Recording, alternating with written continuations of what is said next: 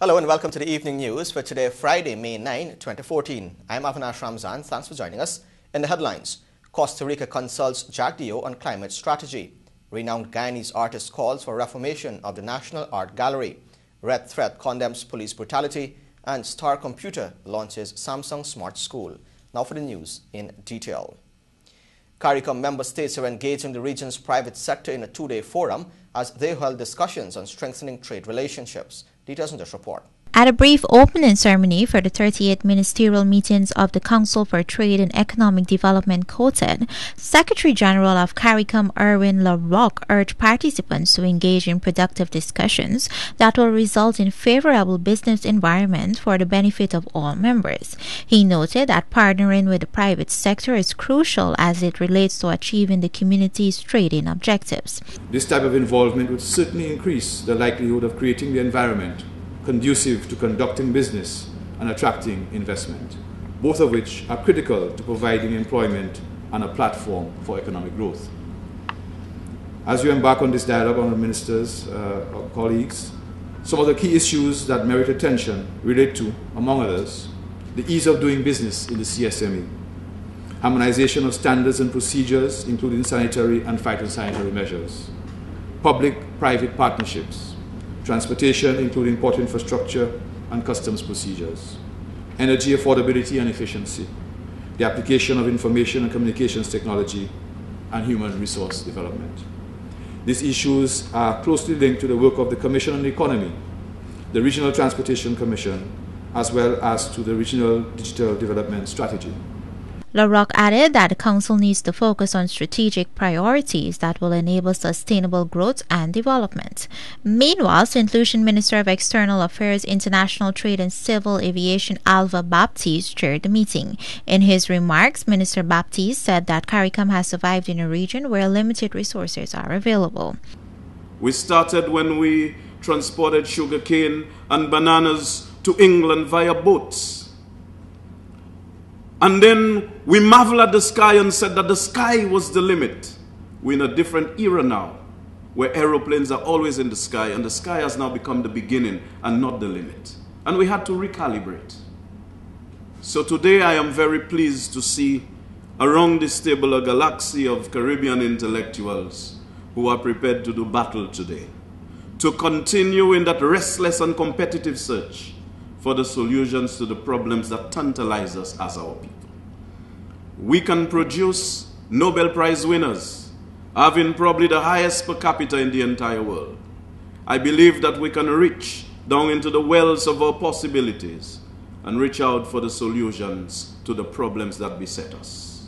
A number of issues are on the agenda to be discussed during the 2 days forum. However, the Council will focus on the state of negotiations with Canada for a trade and development agreement. For the evening news, I'm Gabriela Patram. A suspected bandit was this afternoon shot and killed on Main Street in Georgetown after he allegedly committed a robbery on a popular business place in the area. Bisham Mohammed was on the scene and filed this report.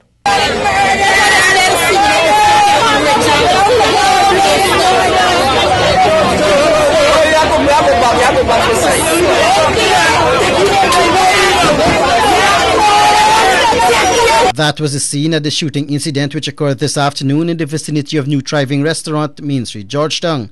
The identity of the dead man was not immediately known when this newscast arrived at the scene. He was reportedly shot 4 times by a CID officer.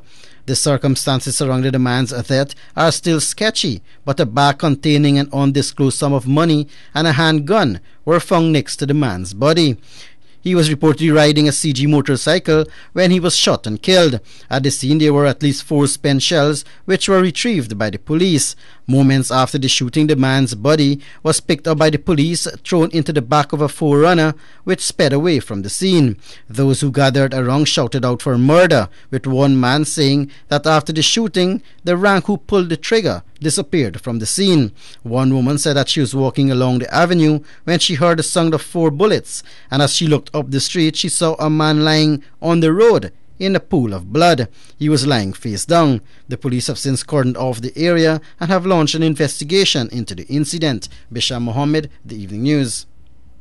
Former President of Guyana and the current President of the Assembly of the Global Green Growth Institute, the GGGI, Bara Jagdeo, spent May 5 in Costa Rica at the invitation of the Costa Rican government. During a series of engagements, he met with key ministers, the Vice President and President, to discuss Costa Rica's low-carbon development and to share views on ongoing international efforts to agree a global climate deal in 2015. The former president also discussed how Costa Rica, Mexico, Guyana, Ethiopia and Indonesia were working together within the GGGI on issues relating to avoiding deforestation. During the former President Jagdeo's visit, Costa Rican President Laura Chinchilla signed into law the GGGI Establishment Agreement, which formalized Costa Rica's long-standing involvement in the 23-member international organization. She was joined at the signing ceremony by the former President Jagdeo and the Costa Rican Environment and Energy Minister, Reni Castro. Renowned Guyanese artist Bernadette Indira Prasad, who was inducted into the Caribbean Hall of Fame in Jamaica for her outstanding contribution and achievements in the area of visual arts, said it is time that Guyana constructs a real art gallery. She was speaking at the opening ceremony for the 2014 Independence Art Exhibition at the Castellani House. Svetlana Marshall reports. Bernadette Indira Prasad, who is well known across the world for her innovative artistic pieces, on Thursday championed the cause for the government of Guyana to establish a real art gallery, as she bemoaned the poor state of some artistic pieces. In the presence of the Prime Minister, Samuel Hanks, Culture Minister Dr. Frank Anthony, members of the Diplomatic Corps, and art enthusiasts, Prasad criticized the Castellani House. This sort of gallery, you can only exhibit conventional things, conventional stuff, screens and so on. And that has been my complaint, that the gallery has never functioned as a real art gallery. It has functioned as an old colonial mansion. In putting together this year's Independence exhibition, she said Filbert Gajadar and acting curator Ohini Kohoma had an uphill task in transforming the Castellani House into an art gallery. The Independence exhibition, which will conclude in June, features a wide collection of Prasad's pieces. When Castellani House requested to showcase her work, Prasad was happy but soon became sad upon seeing some of her artistic pieces. One painting, end of the season, Bird Island, which won the national award, and which I've always boasted about, is cracked up. It's so cracked up, it's worse than Haiti. It can't be photographed. When you photograph it, you see all the cracks. It's skeleton, right? And so it's the end of that painting. And then another painting, when I asked O'Hilly for the photograph, I said I want it photographed. I see it all tattered in rags along the edges, eaten up by ants, wood ants or termites. A system, she said, must be put in place to ensure there is proper accommodation for the national work of art. It's a visual archive, and the stables where they have been housed in, the Augean stables, they can't be cleaned. It will take a Herculean effort on the part of this Gajadar and O'Hini to start repairing paintings and putting them in order. It would take a real Herculean task. Prasad returned to the art gallery after more than 10 years. She gained national recognition in 1958 after becoming the first woman to win the National Visual Arts Competition and Exhibition. Since then, Prasad has won numerous awards, including the National Honours, the Arrow of Achievement in 1997. Her pieces have been featured in the USA, UK, Canada, India, Suriname and the Caribbean. Executive member of a Partnership for National Unity, Joseph Harmon, has said that government's success in getting the U.S. to agree to put a hold to its Leadership and Democracy project may very well be a step towards throwing it all away. Alexis Rodney reports. Immediately after the joint announcement was made by the U.S. and Guyana governments on Thursday morning, a Partnership for National Unity held a press conference at its Hatfield Street office. Leading the meeting was the executive member of APNU, Joe Harmon, who noted that Guyana's government had been doing all within its power to take away the lead project from the Guyanese people. He said that the intention was sealed when Head of State President Donald Ramotar publicly announced last week that Guyana did not need the lead project. But let not this administration fool itself that these desperate steps it has taken escape the attention of Guyanese. Because a message to this government is that the Guyanese people, them, are watching. Harman said the APNU applauds the effort of the United States government through its ambassador for its support of the LEAD project. Harman said the APNU also condemns government for revoking the work permit of U.S. LEAD head Glenn Bradbury. According to him, the project has its advantages. Our own support and enthusiasm for the LEAD project in Guyana has earned us the distinction of being partners with the USA in infringing national security. Harman noted that the recent visa fair attended by hundreds of Guyanese is a notable indication of Guyanese's interest in escaping the current rulership. He said, however, that there is hope that the project could be kept alive in Guyana. A Partnership for National Unity has been in support of the U.S. LEAD project since its inception and has even had consultations on the project. APNU's head David Granger was very outspoken last week about the revocation of the work permit of Glenn Bradbury. He said that Guyana will have to pay a price for its action. For the Evening News, I'm Alexis Rodney.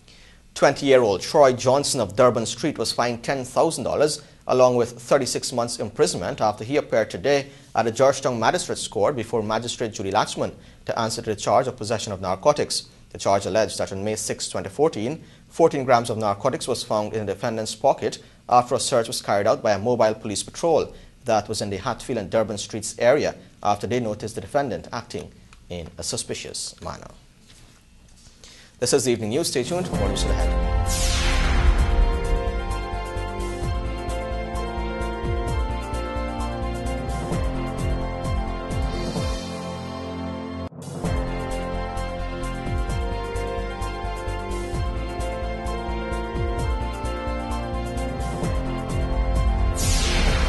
Welcome back. This is the Evening News on TVG. Machinery Corporation of Guyana Limited, MACORP, yesterday launched its new line of Caterpillar excavators, the D2 series. This new machine will see users being able to have more efficient operations while using less fuel. Gabriela Patram reports. Bring the machine safe!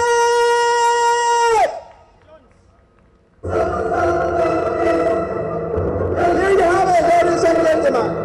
The all-new D2 series from Caterpillar, featuring a mechanically controlled engine designed to cope with Guyana's toughest conditions.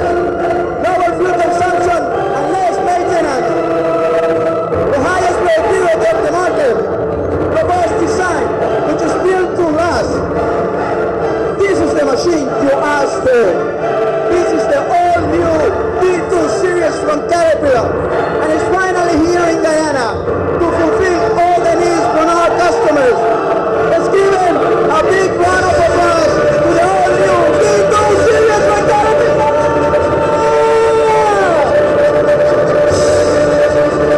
That was Product Support Manager Juliermo Escagaro launching MACORP's new line of excavators in Guyana, the D2 series. The launch took place yesterday at the company's head office at Providence on the east bank of Demerara. There was also a demonstration of what the machines are capable of doing, recognizing the need for more dependable machines that can produce more with less during operations.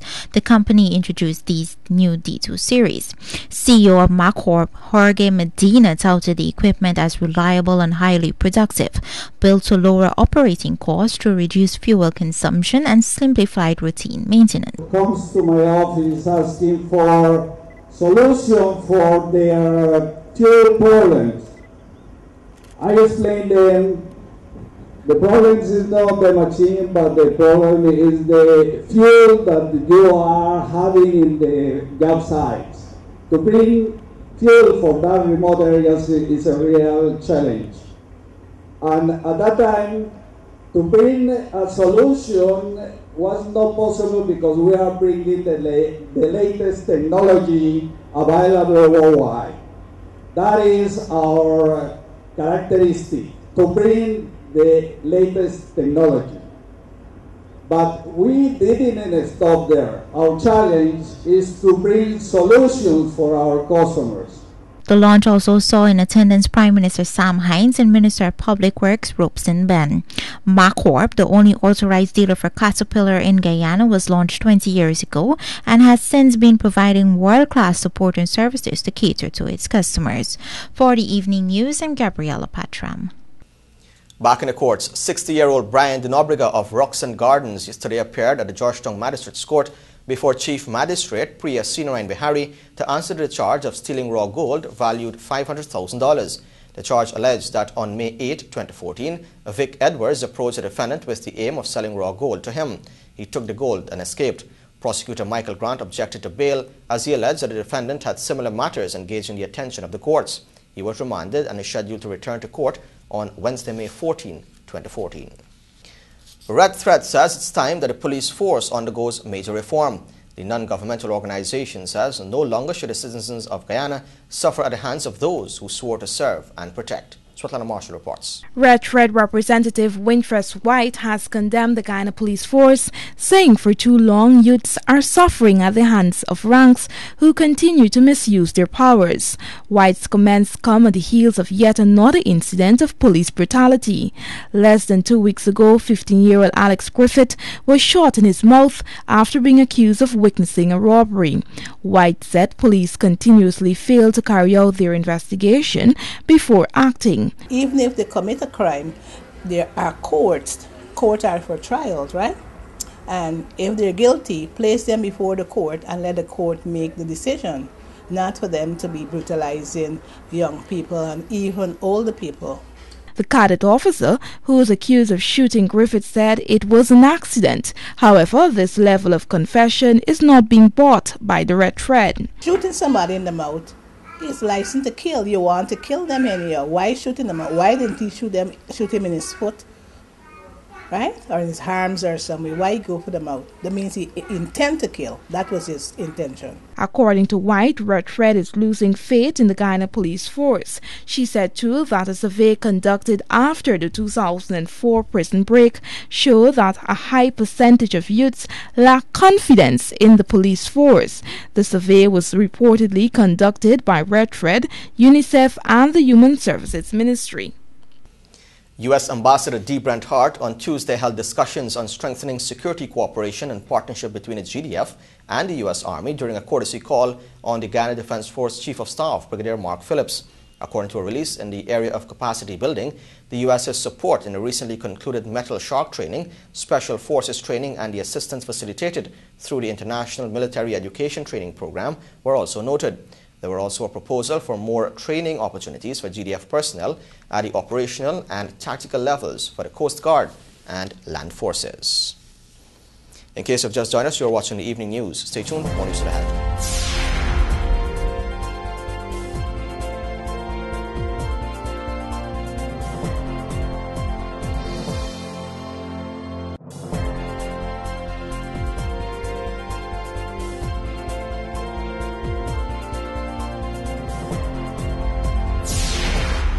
This is the evening news. Welcome back.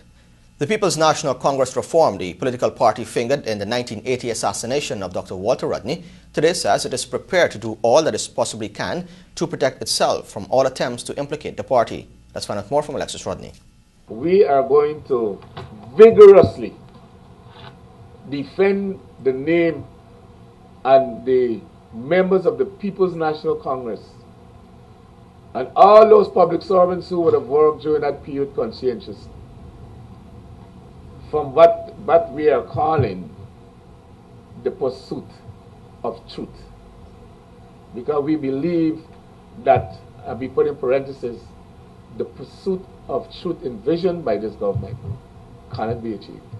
That was Basil Williams, legal representative of the People's National Congress. At the party's weekly press conference today, Williams recalled the inconsistencies which took place during the first session of the Walter Rodney Commission of Inquiry last week. Williams posited that the commission, headed by Barbadian Queen's Counsel Sir Richard Cheltenham, is heading down the wrong road. We have been confirmed in that belief because there has been a release for the leader of the opposition to go and testify. And it only confirms what we've been saying, that the terms of references have been designed to target people within the People's National Congress before. And as the other speakers have said, to bolster their own sagging fortunes amongst the people of Guyana. Expressing similar sentiments was leader of the People's National Congress Reform, retired Brigadier David Granger. The leader said the COI is set to miss the truth behind Rodney's assassination. He cited the content of Terms of Reference number 4, which he said seeks to implicate public servants who had served during the period Dr. Rodney was killed, all in the hope of political favor, he posited. It should be clear to all Guyanese that these contrivances, that is to say, the timing of the inquiry 34 years after the incident, the 4-month deadline for the submission of the report, the relaxation of the rules of evidence, the insertion of Terms of Reference 4, the live streaming of testimony over state-owned radio, and the hysterical headlines in the state-owned media are all part of a planned political propaganda program. The entire performance is aimed at seeking to damage the reputation of the People's National Congress. Granger said the People's Progressive Party has no interest in finding the truth. The first session of the Walter Rodney Commission of Inquiry was officially opened on April 28 and lasted 4 days. 9 witnesses were slated to testify during the hearing. However, only 4 witnesses gave evidence. The COI will recommence on Tuesday, May 27th at the Supreme Court building, Georgetown. President Donald Ramotar on Thursday congratulated the management and staff of the struggling Guyana Sugar Corporation, GuySuCo, for surpassing its first crop target of 74,842 tons of sugar. The president acknowledged that this achievement was not easy and expressed admiration for the persistence and hard work of the GuySuCo community of stakeholders who made it possible. He said the attainment of this goal has not been without major challenges, many of which hamper efforts to make the corporation viable and sustainable. President Ramotar encouraged the management, staff and other stakeholders to use this opportunity to further motivate them to greater accomplishments, especially taking into account GuySuCo's traditional contributions to the social and economic development of the country. Star Computer this morning launched its Samsung Smart School, an initiative to revolutionize classroom training in Guyana's education system. Let's find out more from Bisham Mohammed. The significant benefit of the initiative, bolstered by digital technology, is the ability to provide a customized and adaptive learning experience for students. Not only will teachers be able to increasingly differentiate instructions, students will have more power over the pace and style of their own education. The initiative is launched with the hope of creating a new learning environment with the highest quality education, and more so, create an enhanced educational setting for both students and teachers. At the launch at the STAR's Compute Headquarters, Brigdam, Georgetown, Marco Osea, head of Enterprise Division of Samsung, explained the new initiative and how it is expected to work in Guyana. We create programs for the curriculum here in Guyana so that they can become masters and champions within the Samsung Smart School to train other teachers to also do the same. Okay? And this is not a one-time project. This isn't a project you launch and you forget about. This is an ongoing initiative that through STAR's collaboration, we will make Star Computer a training facility for Samsung Smart School, where the teachers from all over the country can come here and share best practices and continue to enhance the manner in which they're delivering education in today's 21st century challenges. This isn't just hardware and software. This is an integrated project that has to have continuity. And in order to be successful, and we all want it to be successful, it requires that the teachers are engaged. And the teachers will be only engaged if they find themselves with the resources locally to continue on and moving forward. Manager of Regional Solution, Arciano Ramos, explained and demonstrated how the system works, and more so highlighted what products can be used. One of the functions that are very attractive in our solutions and that makes our solution more manageable is the screen monitoring. All the teachers can be able to see what are the students are doing in the class, can control their tablets with Wi-Fi connectivity, and this connectivity is also available to use our lesson toolbar. Our lesson toolbar this function is very advanced because when the teacher controls all the devices, is able to pay attention to all the students, and the user, that is the teacher in this case, is allowed to control all the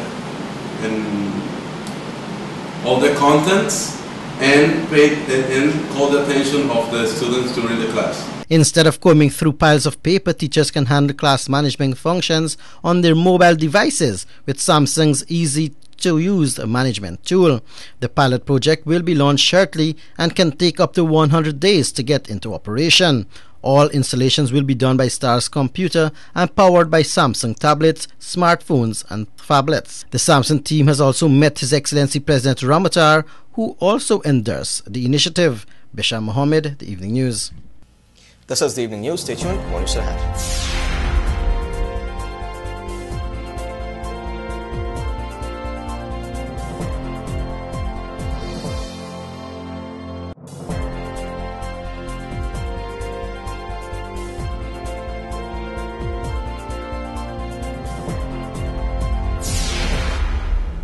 This is The Evening News. Welcome back. In the region, Venezuelan troops yesterday rounded up hundreds of youth activists and dismantled camps set up to protest against President Nicolas Maduro, and a policeman was shot dead in the demonstrations and clashes that ensued around Caracas. Pre-dawn raids by National Guard troops broke up 4 tent camps maintained by student activists in the capital of the OPEC member nation during 3 months of protests. After the raids, hundreds of demonstrators and residents poured onto the streets, setting up barricades, a common tactic during 3 months of unrest. The protests had waned in recent weeks, even as sporadic clashes continued. Masked youths hurled stones and petrol bombs, while the police fired tear gas in upmarket East Caracas. Internationally, Nigeria's military had advanced warning of the attack on a school at which some 270 girls were kidnapped but failed to act, Amnesty International says. The human rights group says it was told by credible sources that the military had more than 4 hours warning of the raid by Boko Haram militants. 53 of the girls escaped soon after being seized in a Borno state on April 14, but more than 200 remain captive. Nigeria's authorities say they doubt the veracity of Amnesty's report. In case you've just joined us, you're watching the Evening News, where we now take a look at your bridge reports. The Damrar Harbour Bridge will be closed on Saturday, May 10 at 14 hours for a period of 1.5 hours, and the Berbice River Bridge will be closed on Saturday, May 10 at 13 hours 5 for a period of 1.5 hours.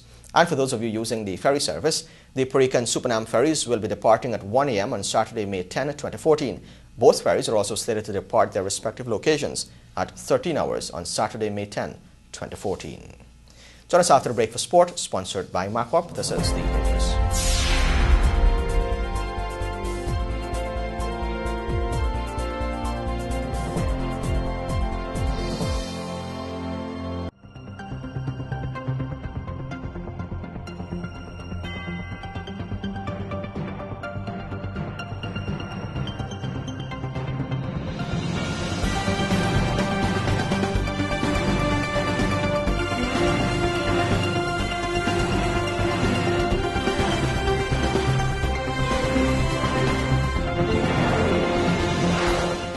Welcome back. Now for a look at sport, but first, the headlines. Dinesh Ramdin appointed West Indies Test captain. Guyana to host 3 Lima Call CPL games. Braffett retains West Indies full-bore shooting title. And Kings 11 beat RCB by 32 runs. Of course, our sportcast comes to you the kind compliments of MacWar. This is the machine you asked for, and it's what we are delivering. Introducing the new CAT D2 series. Improvements made with you in mind. A mechanically controlled engine designed to cope with Guyana's toughest conditions. Lower fuel consumption and less maintenance, which reduces your owning and operating costs. The highest productivity in the market. Robust design, which is built to last. MacCorp, the only authorized Caterpillar dealer in Guyana, bringing integrated solutions for your success. Let's build Guyana together.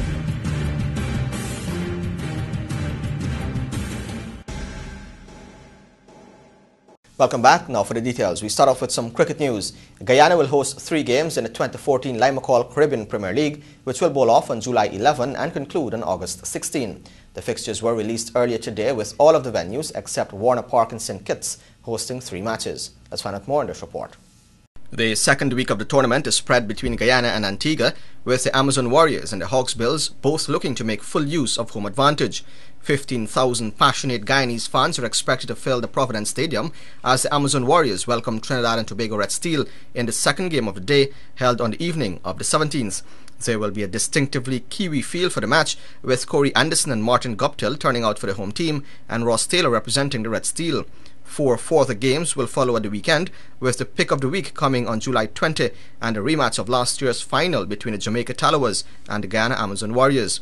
A packed Sir Vivian Richards Stadium is expected on July 17 as the Antigua Hawksbills welcome the visit of Mickey Arthur and the Jamaica Tallawahs, with coach Team Nielsen no doubt hoping the mystery spin of Saeed Ajmal can unravel Chris Gale and his travelling Tallawahs.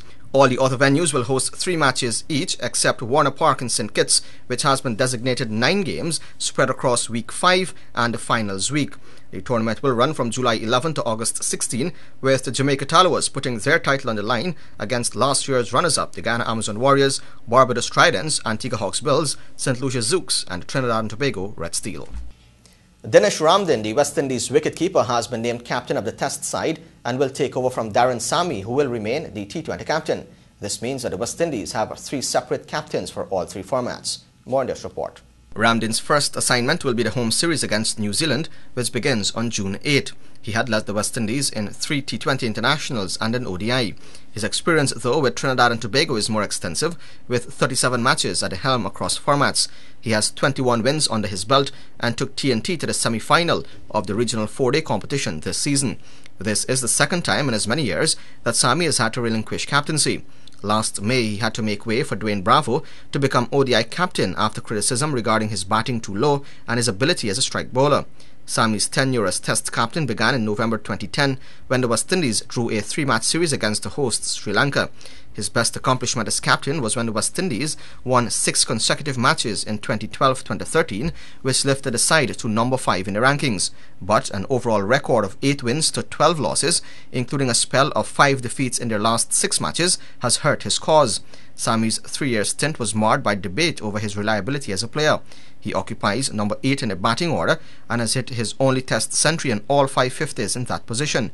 But an average of 22.43 cites his lack of consistency, and his straightforward medium pace that fetched him 29 wickets in 10 matches prompted several critics to question his impact as an all-rounder. Still in cricket, Kings 11 Punjab made it 7 wins in 8 games when they defeated the Royal Challengers Bangalore by 32 runs in a high-scoring affair in the Pepsi IPL. Playing match 31 of the tournament, Kings 11 posted 198 for 8, with David Miller hitting 66 from 29 balls, Virendra Sehwag 30 and Glenn Maxwell an 11 ball 25. In reply, RCB stumbled to 39 for 4 in the 7th over, but did well to reach 166 for 9 when the overs ran out. AB de Villiers scored 53 from 25 as Sandeep Sharma claimed 3 for 25. Let's now take a look at some of the highlights.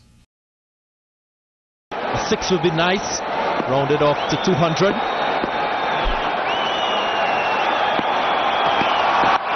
Oh, cheeky. Nice finish.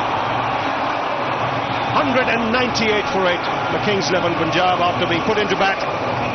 It means that it's once again a stiff one here to chase down for RCB. Look at the highlights then of this run chase. Wickets going pretty quickly. Gale gone, then Kohli gone, then Parthiv. Patel was the next man to go.